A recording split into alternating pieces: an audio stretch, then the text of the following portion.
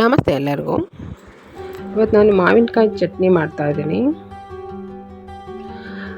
ಮಾವಿನಕಾಯಿ ಚಟ್ನಿ ಬಿಸಿ ಅನ್ನಕ್ಕೆ ತುಪ್ಪ ಹಾಕ್ಕೊಂಡು ಅದ್ರ ಜೊತೆ ತಿನ್ನೋದಕ್ಕೆ ತುಂಬ ಚೆನ್ನಾಗಿರುತ್ತೆ. ಮತ್ತು ಚಪಾತಿ ಜೊತೆಗೆ ಇಡ್ಲಿ ದೋಸೆಗೆ ಕೂಡ ತಿನ್ಬೋದು. ಮಾವಿನಕಾಯಿ ಚಟ್ನಿ ಮಾಡೋದಕ್ಕೆ ಮೊದಲಿಗೆ ನಾನೊಂದು ಪ್ಯಾನ್ ತೊಗೊಂಡಿದ್ದೀನಿ. ಅದರಲ್ಲಿ ಒಣಮೆಣ್ಸಿಗೆ ಹಾಕಿದ್ದೀನಿ. ನಿಮ್ಮ ಖಾರ ಎಷ್ಟು ಬೇಕೋ ಅಷ್ಟು ಒಣಮೆಣಸಿನ್ಕಾಯಿ ಮತ್ತು ಅರ್ಧ ಸ್ಪೂನ್ ಮೆಂತೆ,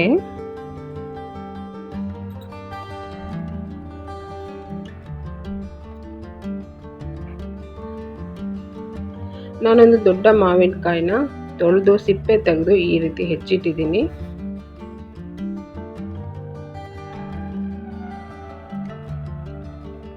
ಒಣಮೆಣಸಿನ್ಕಾಯಿ, ಮೆಂತೆ, ಅರ್ಧ ಸ್ಪೂನ್ ಮೆಂತೆ, 2 ಸ್ಪೂನು ಸಾಸಿವೆ, ಇದಿಷ್ಟನ್ನು ಲೋ ಫ್ಲೇಮಲ್ಲಿ ಹುರಿದ್ಬಿಟ್ಟು ತಣ್ಣಗಾಗೋದಕ್ಕೆ ಬಿಡ್ತೀನಿ.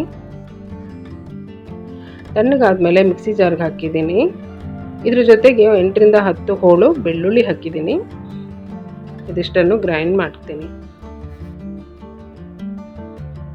ನೋಡಿ, ಈ ರೀತಿ ಗ್ರೈಂಡ್ ಮಾಡಿದ್ದೀನಿ. ತುಂಬ ನೈಸ್ ಆಗಲ್ಲ, ಸ್ವಲ್ಪ ದಪ್ಪ ದಪ್ಪನೇ ಗ್ರೈಂಡ್ ಮಾಡಿದ್ದೀನಿ. ನೋಡಿ, ಈ ರೀತಿ.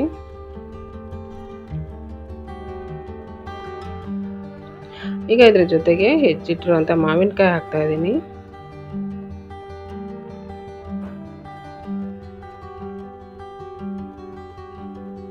ರುಚಿಗೆ ತಕ್ಕಷ್ಟು ಉಪ್ಪು ಹಾಕಿ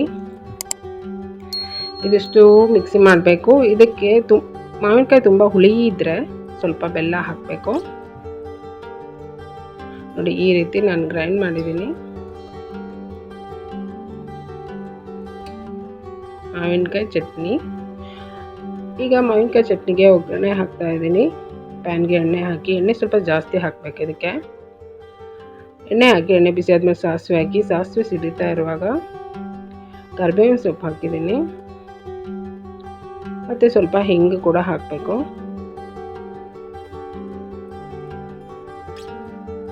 ಈಗ ಒಗ್ಗರಣೆಗೆ ರುಬ್ಕೊಂಡಿರೋಂಥ ಚಟ್ನಿನ ಹಾಕ್ತಾ ಇದ್ದೀನಿ.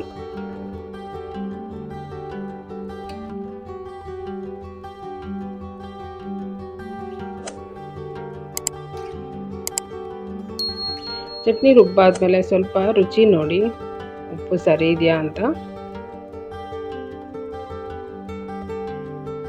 ಒಗ್ಗರಣೆಗೆ ಚಟ್ನಿ ಹಾಕಿಬಿಟ್ಟು ಒಂದು 5 ನಿಮಿಷ ಚೆನ್ನಾಗಿ ಫ್ರೈ ಮಾಡಬೇಕು. ನೋಡಿ, ನನಗೆ ಸ್ವಲ್ಪ ಉಪ್ಪು ಕಮ್ಮಿ ಇತ್ತು, ಹಂಗಾಗಿ ಮತ್ತೆ ನಾನು ಸ್ವಲ್ಪ ಉಪ್ಪು ಹಾಕ್ತಾ ಇದ್ದೀನಿ.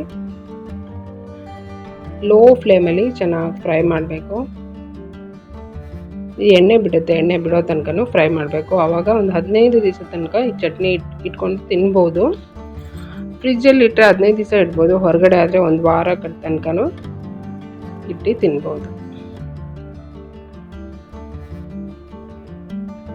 ಸ್ಟವ್ನ ಉರಿ ಪೂರ ಕಮ್ಮಿ ಇಟ್ಟು ಫ್ರೈ ಮಾಡಿ. ತುಂಬಾ ರುಚಿಯಾಗಿರುತ್ತೆ ಮಾವಿನಕಾಯಿ ಚಟ್ನಿ.